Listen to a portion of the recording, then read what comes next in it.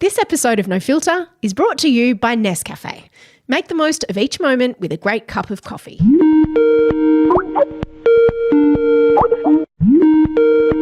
Hello, my love.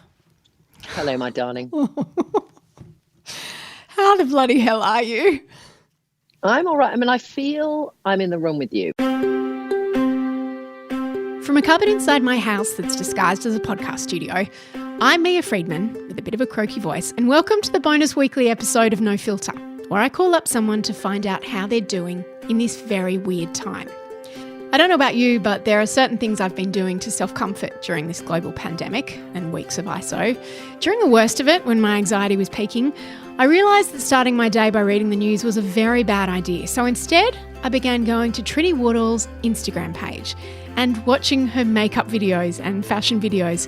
And the sound of her voice and watching her put her makeup on just calmed me. It's a habit that I have continued, and I highly recommend it because when you're feeling stressed or anxious or just bored, distraction and diversion are highly effective, and Trinny's enthusiasm for life is just contagious. That's a bad word. So today, I called up that voice that's been keeping me calm, Trinny Woodall. And in case you missed my No Filter interview with her from earlier in the year, she's the former TV host from the fashion makeover duo Trinny and Susannah, who started her own beauty company a few years ago called Trinny London. I met Trinny in person for the first time a couple of months ago when she was in Australia to launch her brand, and we bonded instantly in the podcast studio.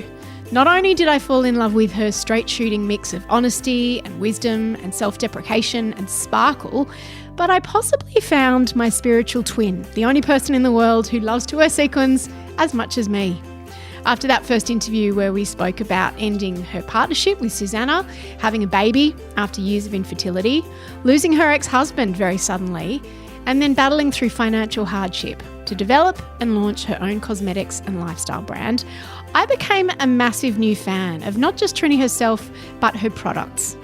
Dozens of which I've since bought and used every single day, even during lockdown. Trinny doesn't like the term lockdown. She prefers calling it staying home and staying safe, which says pretty much all you need to know about how she views life.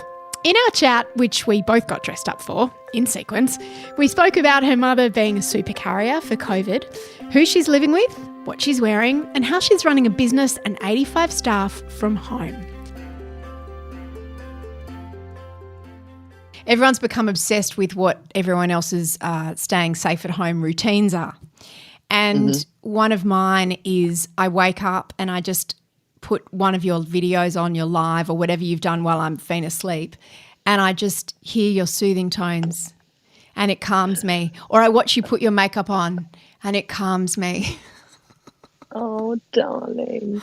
Oh, because it's just like it's got nothing to do with what's going on in the world, and it's just like, yes, there is a life outside Corona. I think it's an interesting one because you know how on most days, if you're doing things, you just look at the positivity around, but very occasionally when I'm doing stuff and somebody will leave a comment and I answer every comment, so I read every single comment on Instagram.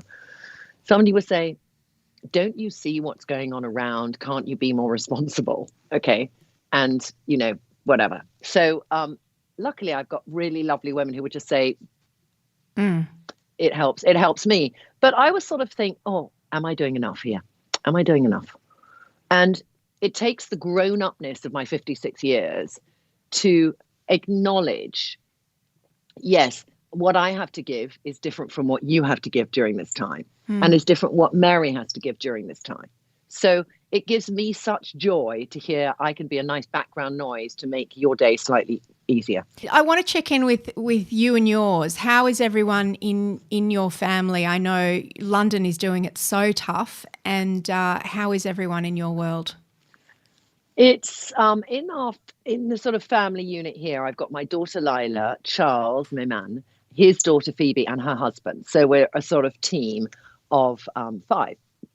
And I think for Lyla, as a teenager, 16, I think you can relate to that a bit, Mia.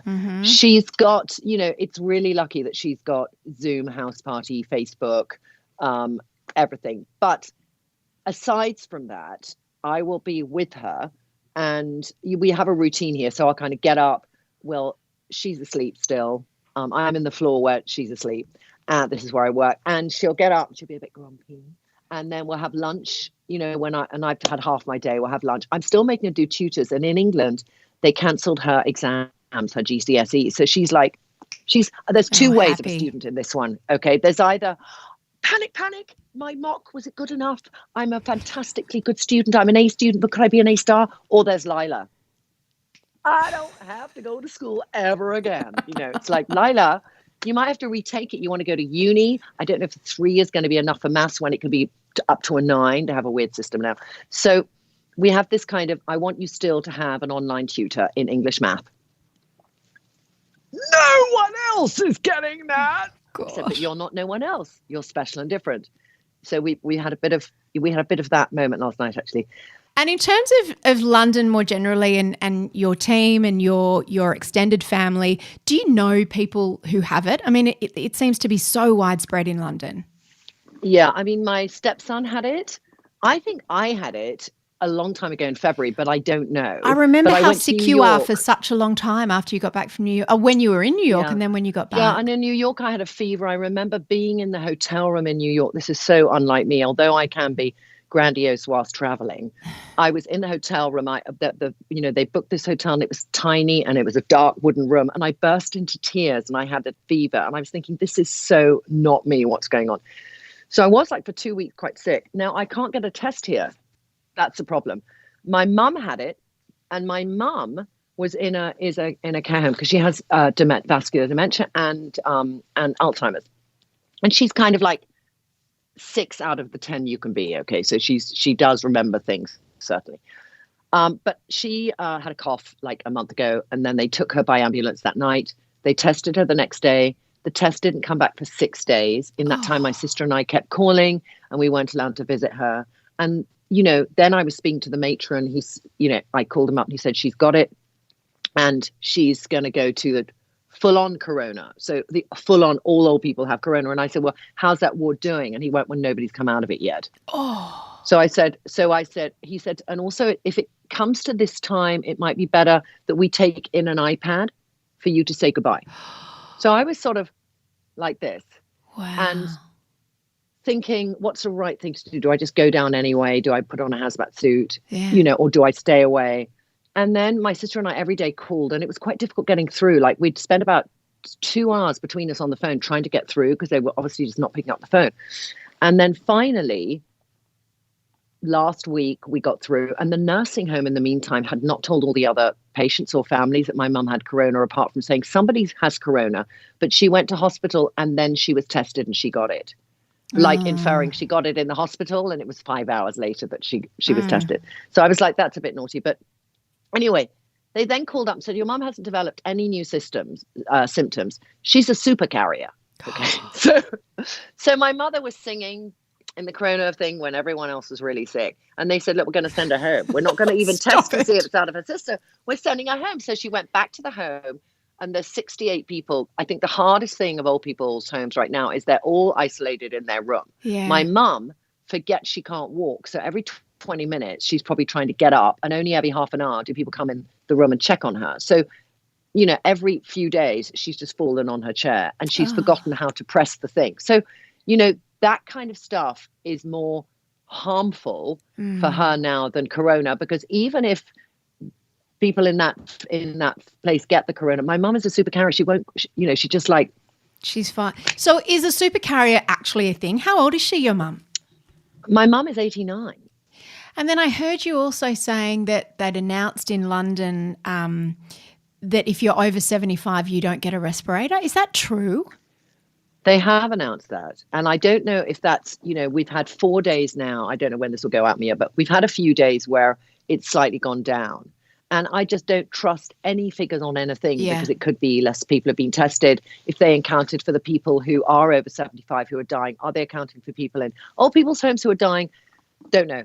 But it is true that they will, not send out ambulances. There's a big thing right now. Will they be sending out ambulances for people?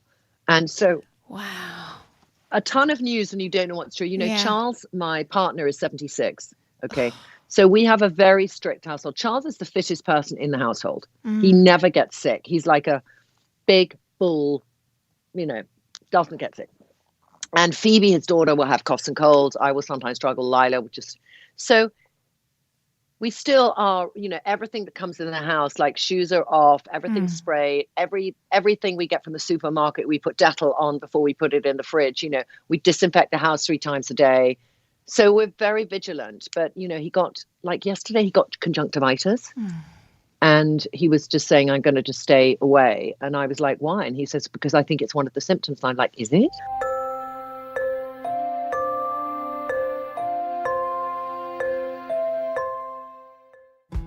Regular listeners of No Filter will know that I'm a big fan of self-care in all its forms. And right now, in what is the strangest collective moment we've ever experienced, it's more important than ever to create new routines and carve out some moments in the day to ensure that you're feeling as good as you possibly can. And while you're prioritising yourself for at least the length of time it takes to drink a cup of coffee, can I suggest you treat yourself to a cup of delicious Nescafe cappuccino and create a coffee moment that brings you joy or comfort?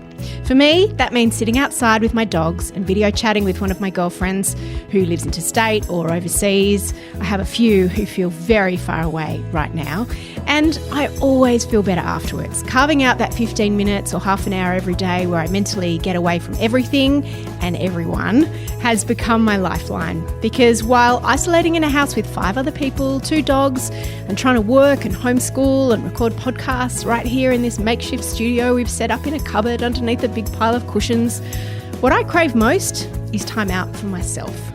So find a moment, whatever that looks like for you, and treat yourself to a coffee moment with a steaming cup of Nescafe. And how have you adapted running your business? Suddenly having to shut down. Did you have much warning? How did you do it? We knew that they were talking about it for a couple of weeks before, and they said work from home. There was a week where they were saying, if you want to feel safe, work from home. So we told our staff, if you really don't want to come in, you don't have to come in, but you have to let us know if you're working from home. And there was also a big education on what does working from home mean? Because when you have a young team, they're not used to the concept of working from home apart from a developer who has a regime. So, you need to check in, you need to come to every Zoom meeting. So there was that. So it was really good. We had that week where they were in the office, but we were educating them about what work from home entailed. And then that week after, which was like 3.5 weeks ago, they started working from home, and we had a lot of Google Hangouts, and we have a structure to do the day, and each sub team, so we have 75 people that work for Trinny London. So 5 of them we put on furlough, which is the way that you pay their wages, and then the government pays you back 80%. And that was for the retail staff. But then I had also 15 other retail staff, and I just thought something we'd always wanted to start was these virtual appointments where you could actually, we do this thing on Trinny London, which is personalization. And to me, it's like 75% there. I want it in this time of furlough. In this time of, staying at home, it's times we can focus on tech. So I want to focus on that, making that journey better. But in the meantime, we thought, let's use the makeup artists, train them up on film. So we spent 10 days training them up how to do a virtual appointment. And then we launched these appointments free. And I was thinking, should they be free or should they not? Because if people cancel, that's kind of stressful. But we launched them 500 appointments in 3 hours. They were fully booked. Wow. So then we thought, okay, maybe we take these other 5 people off furlough. And then of the appointments, like of the 200 appointments that have been so far, 30 cancelled. Okay, so is that, and how many converted to become customers who hadn't been, or how many are customers who then as a result bought more, or how many just had a nice experience with us whilst they're on shutdown? Because that is a very important third of what we are as a brand, is how can we offer you entertainment, uplifting feeling, something to make you feel better. We want that whole bigger picture. What about your moods? I just wanted to finish up by asking, how are you? You seem high energy. You seem like a super positive person. Are you having times of, sometimes I wake up teary, sometimes I'm waking up anxious. It's sometimes I feel really optimistic. Are you riding that roller coaster, or you're staying up? I think that if I have a really long week and I'm giving and giving and giving a lot, then sometimes at the weekend, what I realized this weekend, and I didn't realize it last weekend, is I was running on empty. So I got to the weekend and then I felt, disjointed from Charles. And then you kind of wind the movie forward and think, what am I doing? And why am I, and it's only going to get worse and worse. It's like you just go mad. That's what happens. When I'm running on empty, I go a bit insane. And so then I kind of say, inappropriate things. And then I feel a bit flat, and then I just can't deal with my feelings. And then I don't sleep. And then I wake up and I feel worse. And then I think, okay, tonight I'm going to take a sleeping pill so I get a proper night's sleep and I'll wake up tomorrow and it will all be better. And then it is. Oh, and then I thought you were going to say, and then it isn't, but it is. That's good. No, and that's my pattern. So I will probably, I'm not like on Friday or Thursday, far more for me. All right, Mia, I have this lovely guy called Sanjay who does meditation. And last Friday or Thursday we did one and it was just about winding down, and I do it, and I used to do it a lot with him, and I had them on my phone and I'd listen to them. So I did it, and that really helped me on Thursday night because it was a holiday on Friday. So Friday was good because I had the petrol of Sanjay. Saturday wasn't good, and Sunday was kind of not good, and then Monday it was a bit better. Yeah, I do, because I think you can't just be like this, otherwise you turn into, some people say, do you have ADHD? And no, I don't think I do. People say that to me too, Trinny. Okay, fine. Well, maybe we do. I've never been one for labels. I'm not going to take a pill for something that I generally feel 90% of the time allows me to give off some good energy, which will help other people. Well, it's been absolutely a slice of heaven talking to you. Oh, thank you I could for talk to you everything for you're hours doing. and hours. I know. I really could. I really could. I'll see you on the other side, huh? Yeah, I'm going to be, on a plane to Australia as soon as this is all over. As soon as planes go work again. If you want to hear our original interview where Trinny cried and I fell in love, we'll put a link in the show notes. And the day after we spoke, I received 2 new sheer shimmer lip glosses that Trinny has launched during lockdown. They're called Bunny and Mama, and I have added them to my enormous collection of Trinny products, which I have happily paid full price for because they are the easiest products to apply and the shades are honestly just so great. You can only buy Trinny products online. This isn't an ad. I'm just, a big fan of them. So go to trinnylondon.com. And remember, wherever you are and whatever you're going through or feeling at the moment, I'm thinking of you and sending all my love.